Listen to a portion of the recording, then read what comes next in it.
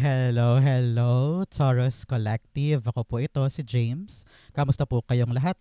And welcome po sa James Tarot PH.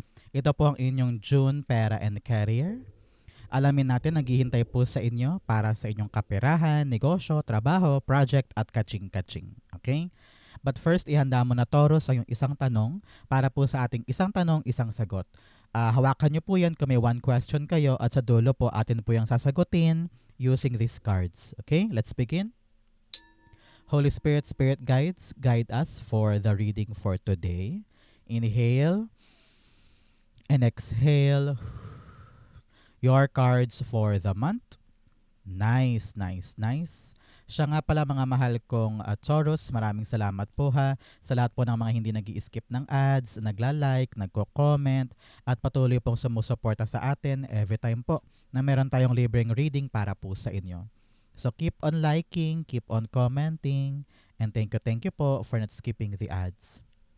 So, in the background, meron kang the Ten of Pentacles. This month, Taurus, kitang-kita ko dito yung pagnanais mo na magkaroon ka na ng permanenteng trabaho, permanenteng pagkakakitaan, maayos na yung lupa, maayos na yung bahay, mabenta na yung property, gusto mong tumaas yung sales sa yung negosyo, sa yung tindahan, sa yung pinasukang endeavor, no? Naghahangad ka ngayon ng pagyabong ng isang pinasok mo. And this time around, you have the power to make it happen. Okay? So excited ako para sa'yo. This is something that will be abundantly para sa'yo. Okay? Congratulations. So, in your core energy, meron kang the Lover's card. Lover's card is all about choices. Okay? Sabi dito, kung kaya mong panindigan at piliin yung isang aksyon na magpapayabong ng kapirahan mo, this is your chance. Okay? Sabi dito, importante ngayon, Taurus, na maging committed ka sa isang bagay. Halimbawa, ikaw ngayon ay merong online shop. Nagbebenta ka kahalimbawa ng mga damit online. Pero kung noon medyo paandap-andap, pero kung talagang desidido ka na lumaki yan, talagang maging maunlad at lumaki yung kita mo, kailangan stay committed. Araw-araw ka mag-live selling, araw-araw ka magpo-promote ng online shop mo. Kapag may dumating agad na order, aasikasuhin mo agad. Ibig sabihin, you give your full effort. Nang sa ganon, tumulay tayo sa pagyabong niya. Okay? Halimbawa din, ikaw ay may nilalakad na pera pagdating sa iyong loan halimbawa. Kailangan mo ng loan para mabenta na or mapagawa na yung bahay para mabenta na halimbawa lang. So mag-commit tayo dito. Lakarin natin yung loan. Araw-araw natin gagawin. Lahat ng dokumento kukunin natin. Umaga pa lang nakapila na tayo to make sure na makuha natin yung gusto natin at ma-provide natin yung ating goal na pangmatagalan. Parang ganon. Okay? Lover's cards, all about judgment. Yes, action to. Kailangan talaga i-evaluate mo yung paligid mo. Ito yung gusto ko, ito yung ayaw ko, ito yung mali, ito yung asungot lang, ito yung panggulo. Dapat alam mo kung paano i-classify yung mga bagay sa buhay mo para alam mo kung ano yung dapat mong panindigan. This is all about you clearing your mind, realizing the truth, and taking action on the truth. Okay? Ganyan yan ka-importante para sa'yo. So, Taurus, tanungin kita ngayon, ano ba yung mga money or career wish na gusto mong matupad this June? Nako, i-comment mo na yan, i-manifest na natin, darating yan sa'yo this June. Okay?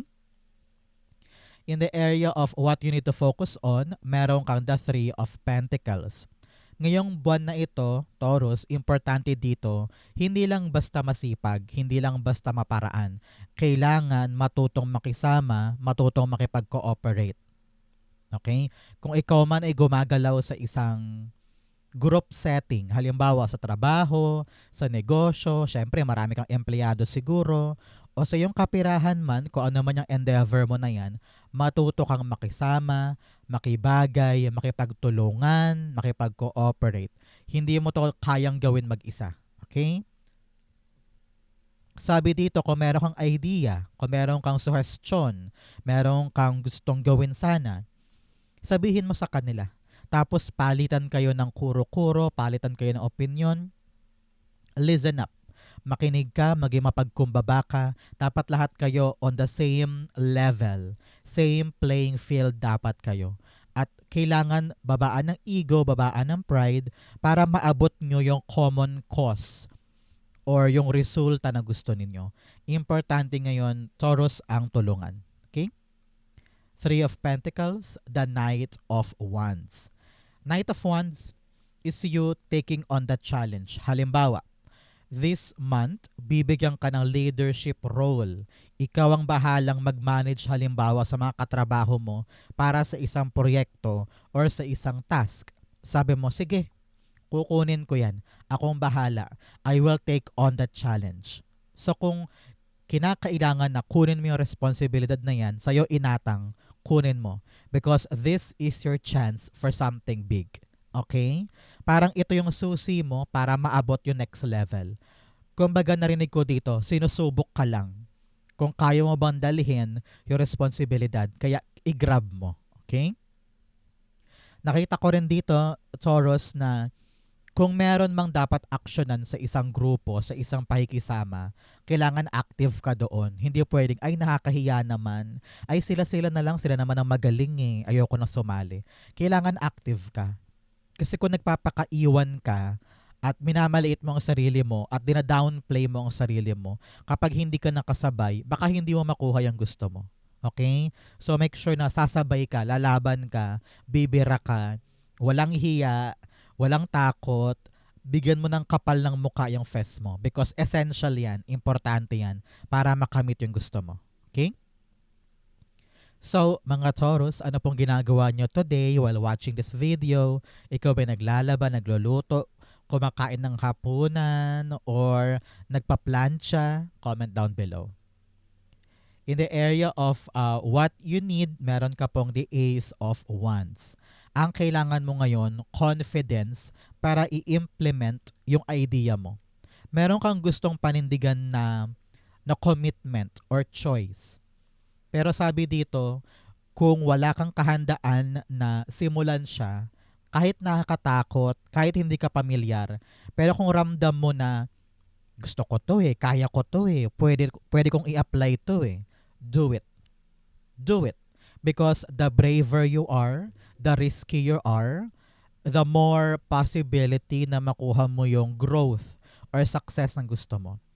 Meron ako nakita parang bagong lugar, bagong trabaho, or bagong chance sa isang bagay, pero dahil baka takot ka ayaw mong kunin, parang ganun eh. So, kapag dumating yung isang chance para sa'yo, whether idea man yan o opportunity, subukan mo lang para makita mo kung swak ba para sa'yo at kung ito na talaga yung bigay sa'yo ni God na maaaring magpalago ng yung kapirahan ngayon.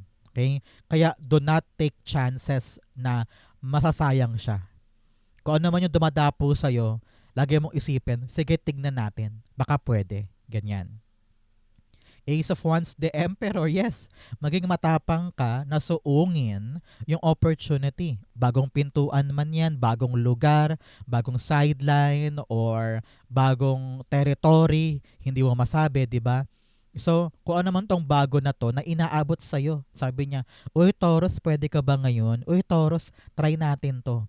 Be brave and be wise na parang, sige, baka ito na yung chance ko, why not? Wala naman sigurong masama kung itatry ko lang, di ba? So yung bravery mo na yakapin yung challenge ang talaga magdadala sa'yo sa bagong pagkakataon na maaaring magtulay sa iyong tagumpay. Okay? So huwag masyadong choosy at huwag masyadong ikulong ang sarili sa mga takot-takot na yan. Okay? In the area of what's affecting current energy, meron kang the Eight of Cups. Sabi dito, Taurus, panahon na para iwanan mo yung mga bagay, lugar, or sitwasyon na alam mong hindi ka na masaya. This is your judgment. You are now committing on something new na alam mong mas mabuti pa para sa akin or mas promising pa para sa akin. Ayoko na mag-stay sa mga bagay, sa mga pagkakataon na pinapagod lang ako, nagkasakripisyo lang ako ng malaki pero pagbalik kakarampot lang or walang-wala pa sa minimum wage, 'di ba? Sa panahon to para magising, magising, magising, magising and walk out, walk away from something na alam mong hindi na para sa'yo. Dinedrain ka lang, pinapahirapan ka lang, toxic pa yung boss, parang feeling mo hindi na to worth it. I need to make a commitment on something new. At doon ka talaga tunay na lalago. Okay?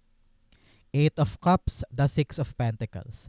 Binigay mo na ang lahat, nag-offer ka na ng lahat-lahat, pagod, puyat, expertise, sinakripisyo mo yung oras mo sa pamilya mo para lang dito, lahat na ginawa mo, pero bumalik wala. So parang na-realize mo, time na for me to redirect my effort, my energy, my money, my love into something na alam kong babalik sa akin. Marami kang pagkalinaw ngayon. Gising na gising na gising ka na sa mga dapat mong gawin nang sa ganun maka-asenso ka na. Na-realize mo na, ay, mali pala tong industriya ko. Ay, mali pala tong inaasikaso ko. Ay, hindi pala ito yung gusto ko.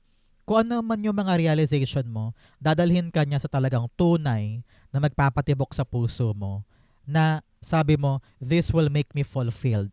Kaya ready kang mag-invest doon, ready kang mag-effort doon, ready kang kumilos para doon. At dahil dyan, dire-diretso ka na sa iyong maunlad na future. Okay? In your near future, meron kang the Two of Pentacles. Balance na ang life. Congratulations, okay? Kitang-kita ko dito na yung pipiliin mong bagong bagay na mamahalin mo. Sabi mo, wow, para dito pala talaga ako. Ito yung gusto ko. Ito yung para sa akin. Nag-e-enjoy ka dun. Hindi ka nahihirapan, hindi ka pagod, hindi ka burnout. And then, may time ka pa rin for your family. Na, okay, day job ko yan, pero sa bahay, aasikasuhin ko yung para sa akin. Hindi ko sisirain yung gabi ko na iuwi ko pa yung work sa bahay. Parang ganyan. So, ikaw parang, you are now learning to make a work-life balance. Kaya lalo kang yumayabong, lalo kang umaasenso. It's because kayang-kaya mong timbangin at kayang-kaya mong pagsabay-sabayin yung mga importante para sa'yo. Congratulations. Nakuha mo na yung ritmo ng buhay mo at lahat ng importante, nahahawakan mo na ng tama. Congratulations. Two of Pentacles, the Empress card. Yes. Abundance, abundance, abundance. Okay ka na dito, oh. Hindi ka nahihirapan, hindi ka yung parang hindi mo kina-question kung bakit ko ba ginagawa to. Tapos hindi ka puyat, meron kang full of energy. Lahat ng ginagawa mo, yumayabong, okay ang work, okay ang negosyo, okay ang family. Kaya mahal na mahal mo yung estado ng buhay mo na ito. Very balanced, very prosperous, at hindi ka na worried sa future. Hindi ka na worried kung may pambayad ba ng utang, may pambayad ba ng bills, may pambayad ba ng hinuhulugan. Wala kang ganong problem because everything now is being taken care of. At panatag na panatag ka na sa patuloy na paglago nito. Wala nang shaky ground. Everything now is sturdy, stable, at matibay for you. Congratulations, okay? Napakaganda ng future mo, Taurus. In your challenge, meron kang the Two of Wands. Sabi dito, Taurus, ng iyong spirit guides, panahon na ngayon para maging klaro sa isip mo kung ano yung next move mo. Meron kang dapat panindigan tungkol sa mga realization. Halimbawa, na-realize mo, ay, ayoko na pala magtrabaho sa office. So now, anong gagawin natin? Di ba? Kailangan malinaw sa iyo kung ano yung next big move mo. Especially kapag dumating yung isang opportunity na nangangailangan ng tapang from you this time. Okay? So, sabi dito, bago tayo gagalaw, kailangan armasan mo muna ang sarili mo ng matibay na plano. Example, dumating na opportunity sa iyo ay papuntang Canada, halimbawa lang. Tapos sabi mo, hala, parang nakakatakot ata, pero sige, na-realize mong maganda yung sweldo, makakabili ka ng bahay sa Pilipinas halimbawa, makapa-college ko na yung mga anak ko, bayad yung utang for sure. Sige, mag-commit tayo sa bagong bagay na ito. Iiwanan ko na yung luma kong buhay at para yakapin itong bagong opportunity. May kipagtulungan ka sa agency, sa pamilya mo para ma-plan siya yung lakad mo, di ba? Pero sabi dito, bago mangyari yung mga yan, kailangan clear muna sa'yo yung simula, gitna, at purpose ng move na ito. Hindi pwedeng mag-move ka lang tapos wala ka naman talagang malinaw na inaasahan. 'Di ba? Siyempre, kailangan isipin mo, ano yung bahay ko doon sa Canada? Paano yung pamilya ko dito? Paano ko papadala yung pera? Ano ba yung plano ko with the pera? Para ba makapagpatayo ng bahay or sa college? Kailangan malinaw. Malinaw ang pupuntahan. Nang sa ganun, malinaw din yung paglago. No? So, plan ahead bago gumalaw. Pero most definitely, this is all about you taking a risk. May movement, kumbaga. Pupunta ka na dun sa bagong territory, bagong life journey, na unfamiliar man sa'yo pero alam mo, time na. Okay? Two of Wands, the Justice card. Okay. Sabi ko nga kanina, plano, plano, plano. Justice card is all about action and consequences. Ano ibig sabihin nun? Kapag ba ginawa ko to, anong mangyayari? What if ito ang ginawa ko? Anong consequence?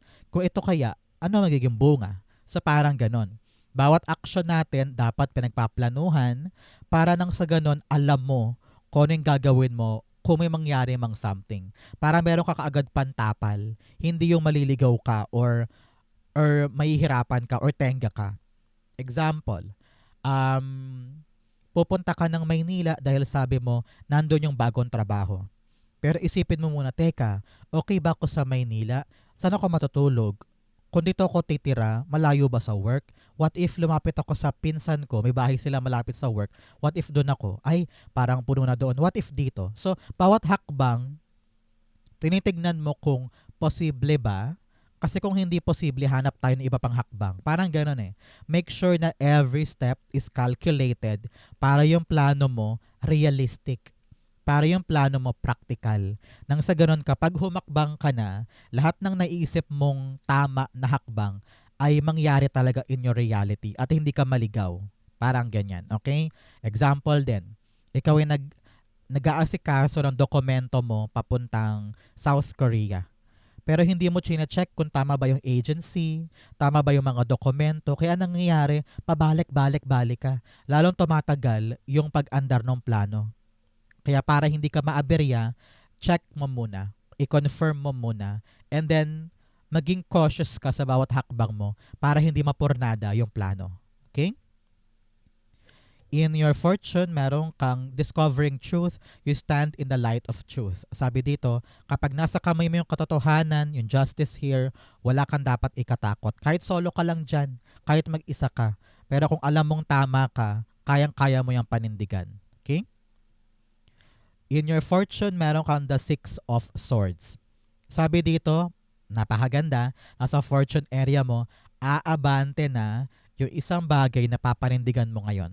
Okay? Kung yan man po ay dokumento, visa, kung yan man po ay mga papeles o mga usaping legal pagdating sa mga lupa, bahay, mana, or pagbenta ng property o pagbawi ng sinangla, kitang-kita ko dito na mag-move forward na yan. May nangyayari na, aabante na, at meron ng development. So, congratulations. Ramdam ko dito na makakahinga ka ng maluwag, malilesen yung mga pinoproblema mo, at medyo makatulog ka na ng maayos. For others, may pagbiyahe talaga, lilipat ka halimbawa ng ibang bahay, ibang lugar, ibang pwesto, baka yung negosyo mo ililipat mo, o kaya lilipat ka ng ibang territory, parang ganyan. Six of Swords, the Knight of Cups. Sabi dito, may offer na darating. Para po sa mga naghahangad ng paglago ng negosyo, paglago ng trabaho, darating yung isang malaking offer na magpapaabante sa'yo. Congratulations. This is it. Darating na yung hinihintay na biyaya. And you are now going to the calmer waters. Mas matiwasay, mas maganda, mas panatag ka doon. Congratulations. In your divine messages, you have expect powerful change. Sabi ko nga, simula na ngayon ng malaking pagbabago sa kaching-kaching, sa choices, sa mga e-effortan mo, no? Sa mga pupuntahan at gagawin, ito na yung simula ng pag-asenso, pag-abante. The change is happening now. Congratulations. In your divine messages, you have the Justice card. Dalawang justice.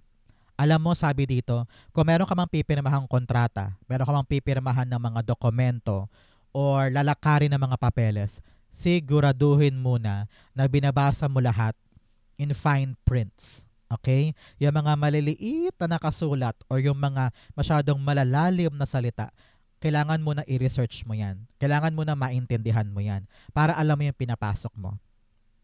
Okay? Do not jump into conclusions. Hindi pwedeng wala kang hawak na katibayan o wala kang pinanghahawakan na proof para sa isang bagay. Kailangan you're doing the right way. You're doing the right system. You're doing the right flow nang sa ganun hindi ka mapurnada o hindi ka mahirapan. Okay? Pag kailangan daanan tong prosesong to, daanan mo. No shortcut, walang pagmamadali. Kung yun talaga ang dapat daanan mo. Okay? Importanteng sumusunod ka sa sistema. Okay? With the justice here, narinig ko talaga na meron kang maririnig na balita this time when it comes to property, family, or inheritance, parang ganyan. So, panahon to para ilaban yung karapatan mo or makuha mo na this time yung para sa'yo talaga. Justice, the wheel of fortune. Wow. Wow, wow, wow, wow, wow. Asahan daw yung pagpanig sa'yo ng kapalaran. Okay? Papabor sa'yo yung resulta, papabor sa'yo yung action mo. So this time around, this is your guarantee. A very, very lucky and fortunate ending sa isang legal battle or sa isang inaasikaso. Congratulations. Iyong-iyo ang hustisya ngayon. Congratulations po. Ang outcome mo na yan, you have Seahorse Family Matter. Sabi ko nga kanina, parang meron ka mga dapat asikasuhin sa pamilya, sa mana, sa negosyo, no? Kung pamilya mo man yan, kausapin mo na. Huwag ka na magkaroon ng alinlangan pa. You have happiness this time. Meron daw pong bagong rason ng kaligayahan at talaga namang complete joy. Bouquet, compliments from an admirer. Hindi man to love reading pero lumabas siya. So, asahan daw ngayon ang maaring love potential para sa'yo. Maaring yung love potential na yan, mayaman yan. Or meron siyang magandang business on the side. Or siya yung very accomplished na person. No? You also have hills, obstacles to overcome. Meron ka talagang dapat lagpasan ngayon ng mga challenges. Kayang-kaya mo yan. Okay? Ang outcome ni Taurus for June Pera and Career, the Six of Wands. Meron kang dalawang 6 here. 6 is reflection. Magbalik tanaw ka daw, Taurus, sa nakaraan para makita mo kung ano yung dapat mong gawin sa pera mo ngayon at career mo ngayon. Lahat ng mga natutunan mo sa past, gamitin mo yung lessons para maitama lahat ngayon. Okay? So, 6 of Wands, very clear to. Victory, victory, victory. Kung ano man tong gagawin mo ngayon, matagumpay ka dyan. No more lowless. Okay? Ang importante, mag-focus ka lang. Huwag ka nang papadikta sa ibang tao. Huwag ka rin papapressure sa opinion ng iba. Focus ka lang sa success mo. Dire-diretso ka dyan. Victory ang hahantong sa'yo. Okay? 5 of Pentacles. Sa lahat ng kayod mo, sa lahat ng paghihirap at struggle mo, mananalo ka din. Kumbaga, sinubok ka ng pagkakataon, tinest ka lang ni universe at napatunayan mong hindi ka susuko sa isang bagay, nakuha mo yung tagumpay. Congratulations ha. Kaya kung nahihirapan ka ngayon, naku, lalagpas ka rin dyan at mananalo ka din sa dulo. Okay? Congrats po. So, Taurus, dumako na tayo sa yung isang tanong, isang sagot. Ipikit mo ng iyong mata and think of your one question. Inhale and exhale the answer to your question. You have the Page of Cups, the Page of Wands, and the Ace of Swords. At the bottom, meron kang the Tower card. Okay, Taurus, according to your question, your spirit guides are telling you, kailangan mong harapin yung pagbabago na dulot ng question mo.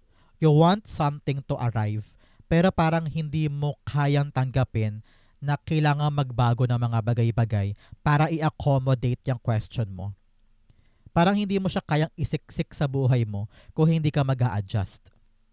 Meron kang mga bagay na kailangan ma-realize or makita in reality. Kasi parang nakita ko dito yung approach mo sa question mo, hindi practical. hindi realistic. Kaya pag nakita mo na, ay, ganito pala dapat, ay, ganito pala yung katotohanan, ay, ganito pala yung dapat kong isipin.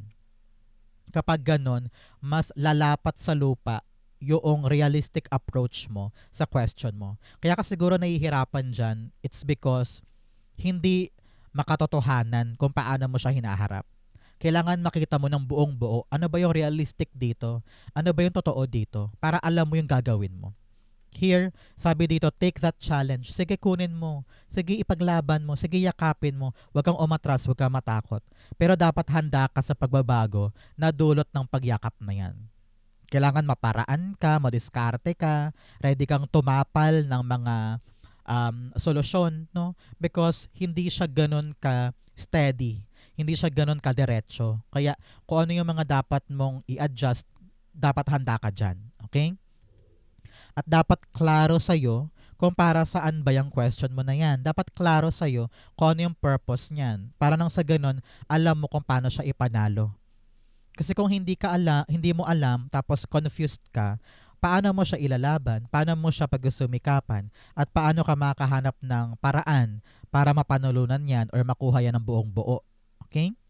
Sabi dito, kailangan clear ang intention, clear ang plano, clear ang pagsugod. Kasi may chance ka naman na maipanalo yan eh. May chance ka na makuha siya. Pero ang kailangan lang talaga, matapang ka ngayon na yakapin lahat-lahat.